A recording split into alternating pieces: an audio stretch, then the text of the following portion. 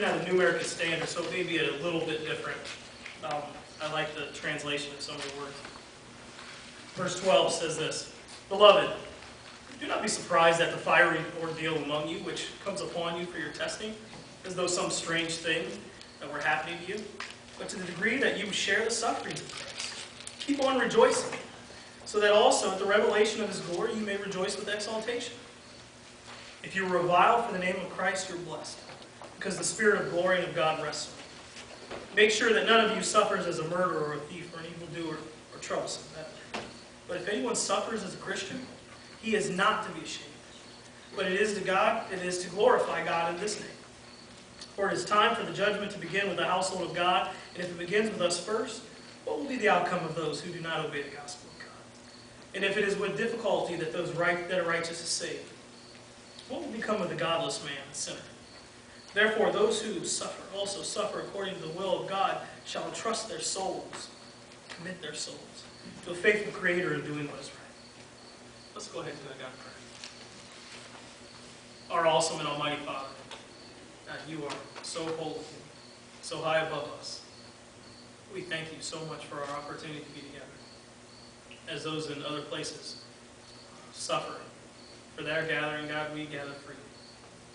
I am very grateful, Lord, to be with these who are here, who set aside time in their lives to dedicate it to you and focus on your word and learn. God, I'm encouraged by that. I thank you for the encouragement that I get. Lord, I thank you for your holy word. I praise you and honor you, lift you up. Pray these things in Jesus' name. Amen. Today's message isn't going to be about the first section of verses. We talked a little bit about suffering this morning. And when you read this section of verses, you really associate it with coping with suffering. But what I really want to focus is not in those sections of verses about suffering. It's about verse 19.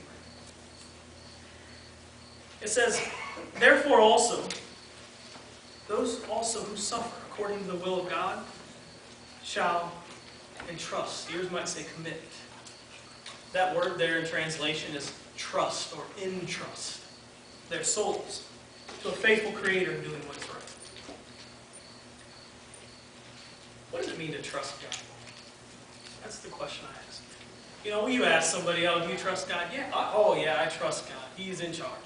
He's in control of my life." You see the bumper sticker, right? "God is my pilot, I'm the co-pilot," or however that saying goes. I don't know. But everybody makes that claim. Yeah, God's my man, he's in charge. But is he really? Is the question. I'm going to give you the definition of trust. This is just one of many listed. This comes from old Mr. Webster Dictionary. To put someone or something confidently in charge of is to entrust them with something. To put someone, or something confidently in charge of. Then re-ask yourself, do I trust God? Have I entrusted with my things?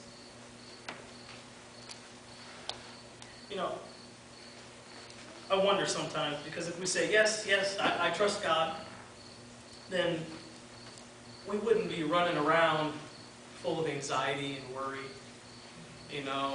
stomach aches, running to the bathroom because you're not feeling good. You wouldn't be a mess, in the way you handle yourself under pressure, right? The real you comes out under pressure. So, when you ask yourself, be honest. When you ask yourself if you trust God, do you run around like he's in control with worry status, or do you really act like he's in control? A soldier takes his marching orders. You see him, wandering around with his gun, wondering what to do next, and wondering if he's supposed to do this or that. No, he knows he's been commanded. He knows that his commander is in charge, and has thought those things out thoroughly, and he marches. And so, there's a difference in the mentality of individuals who say, "I know God is in charge. Whatever comes by me, I will accept." Remember I talked about the last time I was here, you guys probably don't, I talked about being born of God, no longer of the world, sons of God.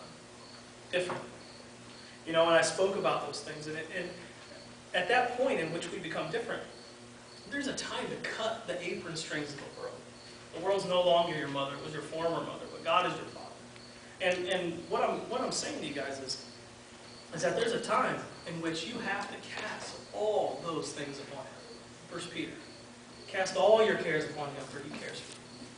Not some of them. Not part of them. All of them. Is God not God? You sit here and you say, yes, I trust God. God is God. I pray to him. Is he not the same God of Abraham and Isaac and Jacob? Is it not the same God? Is it not the same God of Daniel, who stood in the face of adversity? Daniel had something to worry about. You, me, no, not so much. Is it not the God of Gideon who said, I know you're from the smallest tribe and the smallest family, and you're the smallest guy, but I've chosen you. And by my hand I will deliver Midian into your hands, and by one man you will make it. Is he not the same God?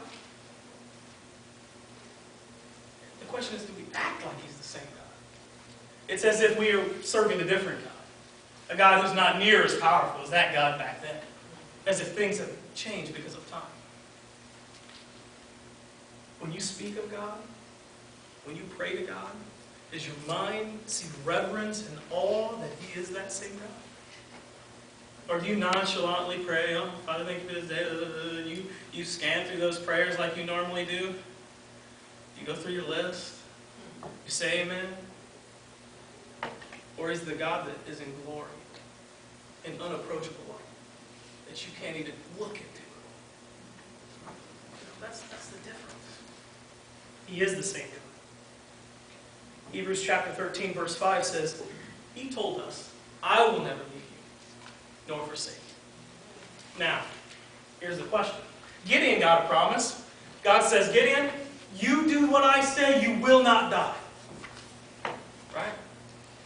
He gets this promise. I'm thinking, man, Gideon gets this promise, he's good to go. You get something like that from God, you're going to be solid. But Gideon still wasn't. He needed signs. He needed something else. So here we go. We fault Gideon. Oh, he needed to see a sign 3 different times. His faith wasn't very big. Well, God gives you a promise. Hebrews chapter 13, verse 5. I will never leave you. I will never turn my back on you. That is your challenge.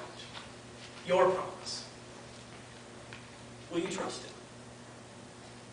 Do you believe him? It's easy to look back through the scriptures and fault men who were faithless, or who at the time stood in the face of adversity, battles and wars and losing their families, who stood in the face of lions, and we said, oh wow, they really lacked in faith. We stand here in the face of nothing and trust that God isn't going to do what he said he did. So my challenge to you is, do you really trust him?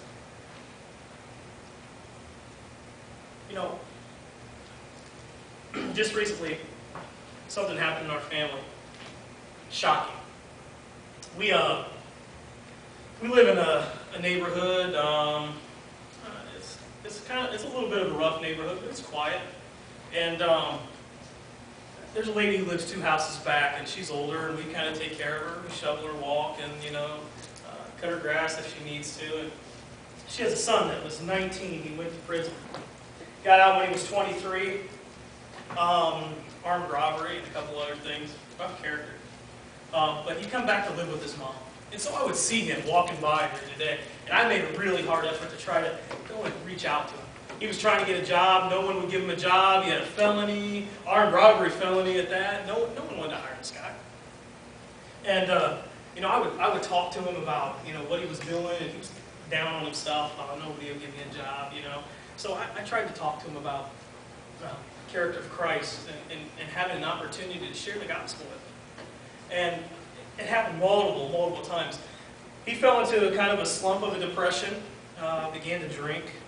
He would come to my door sometimes, knock on the door as he was walking by, and he'd be drunk, and I'd talk to him, sit on the porch, have a conversation, talk him out of his slump. And he was struggling. Young man, just struggling. He ended up